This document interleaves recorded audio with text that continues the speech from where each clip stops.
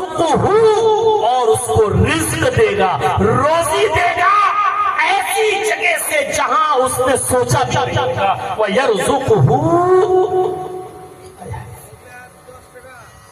لا يحتسب، اس نے سوچا بھی نہیں ہوگا ایسی جگہ سے اس کو روزی ملے گی۔ لیکن کس کو؟ جو اللہ سے ڈرے گا۔ تقوی اختیار کر لو میرے بھائیوں، روزی ملے گی۔ حضرت علی کے پاس ایک سائل آیا، مانگنے والا آیا کہ اللہ کے نام پہ مجھے کچھ دے دو۔ حضرت علی نے اپنے بیٹے حسن سے کہا جاؤ تم اپنی ماں فاطمہ سے کہہ دو جو کچھ بھی ہو گھر میں دے دو، اس مانگنے والے کو دینا ہے اللہ کی راہ میں فی سبیل اللہ۔ حضرت حسن گئے، حضرت فاطمہ نے کہا بیٹا اپنے باپ سے کہہ دینا کہ 6 درہم ہے، اس کے علاوہ کچھ نہیں ہے، گھر میں 6 درہم ہے، اس کے علاوہ کچھ نہیں ہے، اگر میں تمہیں دے دوں گی تو گھر میں گزر بسر کیسے چلے گا؟ ابھی پورے مہینے گزر بسر چلانا ہے، کیسے چلے گا؟ حضرت حسن نے کہا اپنے باپ سے کہ امی ایسا ایسا کہہ رہی ہیں۔ فرمایا اپنی امی سے کہنا فاطمہ سے کہ 6 درہم ہے وہی دے دو، کل کیا ہوگا اللہ بہتر جانتا ہے، اللہ پر بھروسہ کرو۔ حضرت فاطمہ نے دے دیا۔ جب آپ کے ابو مانگ رہے تو 6 درہم تھے، 6 مانگنے والے کو دے دیا، سائل کو دے دیا۔ اب کہو گے کہ مولانا صاحب کیا چاہتے ہو کہ جتنا ہماری جیب میں سب مدرسے کو دے دوں؟ حضرت علی کی بیوی فاطمہ کے پاس صرف 6 درہم تھے، 6 دے دیے۔ حضرت علی نے وہ 6 تقسیم کر دیے، دے دیے جاؤ لے جاؤ۔ اب کچھ نہیں تھا، اب سوچا چلو کچھ محنت کرنی چاہیے، شام تک کچھ کماؤں تاکہ گھر کا گزر بسر چل جائے، شام کو کھانا کہاں سے پکے گا؟ محنت کرنے کے لیے گئے تو کیا دیکھتے کہ یہودی ایک اونٹ بیچ رہا ہے۔ ذرا غور سے سنیے اس بات کو، ایک یہودی اونٹ بیچ رہا ہے۔ حضرت علی سے کہنے لگا خرید لو۔ حضرت علی نے کہا میری پاکٹ الاؤ نہیں کر رہی ہے، میرے پاس کچھ ہے ہی نہیں۔ اس نے کہا کہ دے دینا، ہفتے 10 دن میں دے دینا۔ تو کہا کتنے کا؟ اس نے کہا کہ نقد دیتے ہو، نقد دیتے ہو، ابھی پیسہ دیتے ہو تو 100 درہم کا، اور اگر 1 ہفتے کے بعد دو گے، 10 دن کے بعد دو گے تو 140 کا۔ حضرت علی نے کہا میرے بھائی میرے پاس ابھی ہے ہی نہیں، اس لیے نقد کا معاملہ چھوڑو، ہم نقد نہیں لے پائیں گے، مجھے یہ بتاؤ کہ اس اونٹ کی قیمت کیا ہے؟ ہم پیسہ جب دیں گے، ہم پیسہ تب دیں گے جب یہ اونٹ ہم بیچ دیں گے۔ وہ کل بھی بک سکتا ہے، 2 دن بعد بھی بک سکتا ہے، 1 ہفتہ بھی لگ سکتا ہے، 15 دن بھی، جب تک یہ اونٹ بکے گا نہیں پیسہ نہیں دے پائیں گے۔ اس نے کہا 140 درہم کا۔ حضرت علی نے 140 درہم کا وہ اونٹ خرید لیا، اس شرط پر کہ جب یہ اونٹ بکے گا تب ہم تمہاری قیمت تمہیں دے دیں گے۔ یہودی چلا گیا، حضرت علی اس اونٹ کو لے کر مارکیٹ کی طرف جاتے ہیں اور بازار میں اس اونٹ کو بیچتے ہیں۔ وہ اونٹ اتنا خوبصورت تھا، اور حضرت علی رضی اللہ تعالیٰ عنہ نے جب اس اونٹ کو بیچا تو وہ اونٹ 200 درہم میں بک گیا۔ کتنے میں بکا؟ 200 میں۔ خریدا کتنے میں تھا؟ 140 میں۔ جب حضرت علی کے پاس اسی دن وہ اونٹ بک گیا، حضرت علی کے پاس 200 درہم آئے تو حضرت علی اس یہودی کے گھر گئے اور اس کا 140 درہم اس کو دے دیا۔ لو یہ اونٹ کی قیمت جو ہم نے خریدی تھی تم سے، یہ تم پکڑو۔ اس نے کہا علی آج ہی؟ کہا جب بک گیا، میں نے کہا تھا نا جب بک جائے گا تب دے دیں گے، بک گیا، یہ لو 140۔ اس کو 140 درہم دیے، 60 درہم لے کر اپنے گھر پہنچ اور فاطمہ سے کہتے ہیں فاطمہ میں نے تم سے 6 درہم لیے تھے، میں تمہیں 60 دے رہا ہوں، لو یہ گھر کا گزر بسر چلاؤ۔ فاطمہ کہتی ہے کہ 6 درہم آپ نے اللہ کی راہ میں صدقہ کر دیا تھا، یہ 60 کہاں سے آئے؟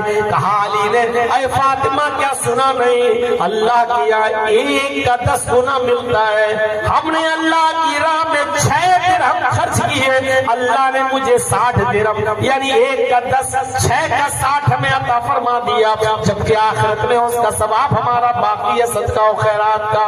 لو سنبھالو، اب غور کرو۔ حضرت علی رضی اللہ تعالی عنہ نے اللہ کا خوف تھا اس لیے صدقہ کر دیا 6 درہم۔ سوچا بھی نہیں تھا شام کو کھانا کہاں سے آئے گا، کل کیا پکے گا، پرسوں کیا ہوگا، نہیں، بس اللہ کا خوف تھا، تقویٰ تھا، ڈر تھا کہ اللہ کے نبی نے فرمایا کہ جب اللہ کے نام اس کو کھا لیا کیسے لوٹا دیں؟ 6 درہم صدقہ کر دیا.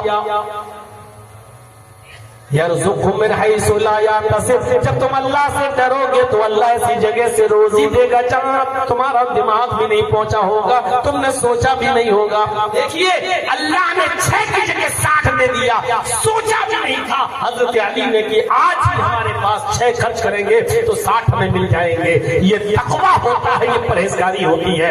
آج تقویٰ اپنا لیجئے، پرہیزگاری اپنے اندر لے آئیے اور پھر دیکھیے ہمارے گھر میں روزی روٹی کے دروازے کیسے کھلتے ہیں. آج کیسے روزی روٹی کے دروازے کھلیں گے جب ہمارے یہاں بےایمانی چرم پر پہنچ چکی ہو. کسی بھی کاروبار کو اٹھا کر دیکھ لو تو ایمانداری کہاں رہ گئی ہے. آپ دیکھ لیجیے، آپ ایک موبائل کا میکینک موبائل میں نقلی سامان ڈال کر اوریجنل پارٹس کے پیسے وصول کرتا ہے. آج کسی بھی بزنس سے جڑا ہوا آدمی نقلی سامان دیتا اور اوریجنل سامان کا پیسہ لیتا ہے.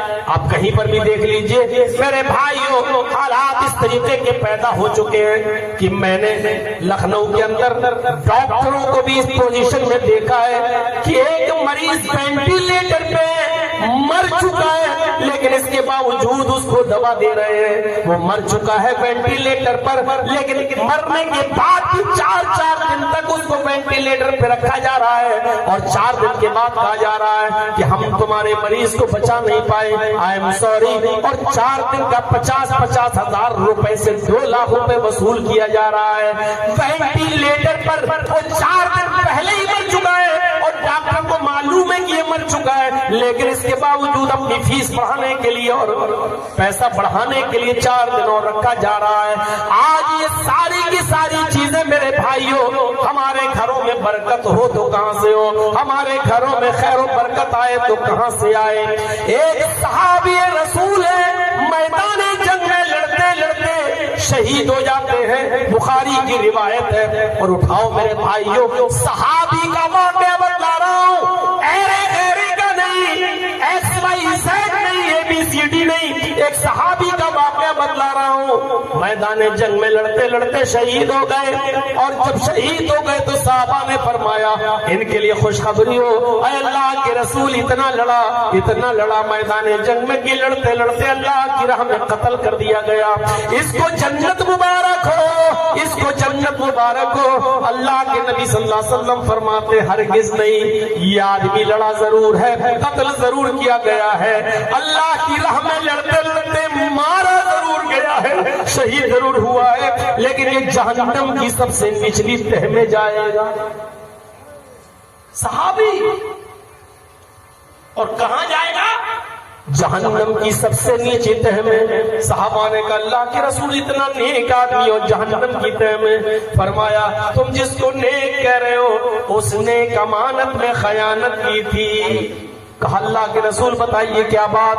فرمایا آئے لوگوں، جب خیبر کی جنگ ہو رہی تھی اور خیبر میں یہودیوں کا جو مال لوٹا گیا تھا اور یہودی جو بھاگ گئے تھے ان کا مال جو آیا تھا اس مال کو تقسیم ہونا تھا تمام صحابہ کے درمیان. جو مجاہدین تھے ان کے درمیان اس آدمی نے ایک چادر لے لی تھی، یمنی چادر. اس صحابی نے ایک چادر لے لی تھی، اس کو پسند آئی اور اس نے اپنے گھر میں رکھ لی تھی.